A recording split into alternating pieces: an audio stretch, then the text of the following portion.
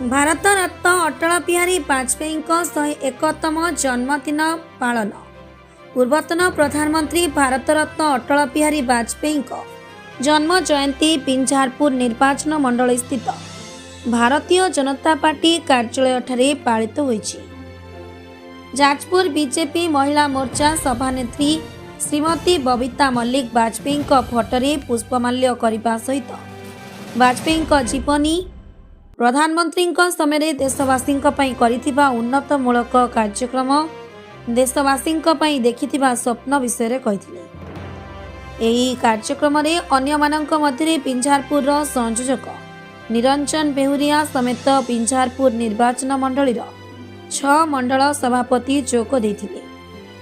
शताधिक देव दुर्लभ कार्यकर्ता एही उत्सवटी बड़ धूमधाम रे पालन करा जायछि। बिंझारपुर निर्वाचन मंडल संयोजक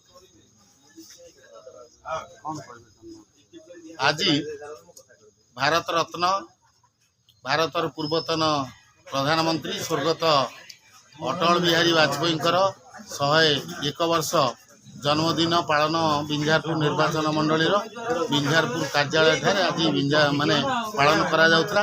यार मूल लक्ष्य है कि यशस्वी भारत रत्न स्वर्गत अटल बिहारी वाजपेयी जो स्वप्न देखी जो भली ढंगरे भारत गणतंत्र को प्रभावित करते भाषण कार्यशैली जहाँ फल आज सारा विश्व रे हाथ तैयारी मानस पुत्र एवं दल सबुठारु सर्वबृहत दल राजनैतिक गणतांत्रिक राजनैतिक दल भावे सारा विश्व रे परिचय हो पारिछि।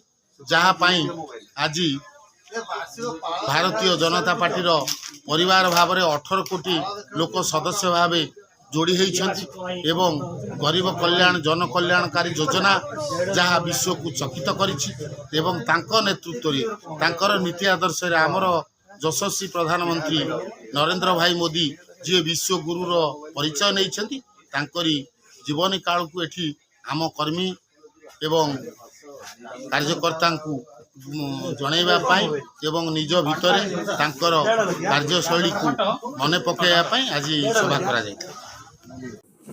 बिंझारपुर विजय पारिक रिपोर्ट ओम मीडिया।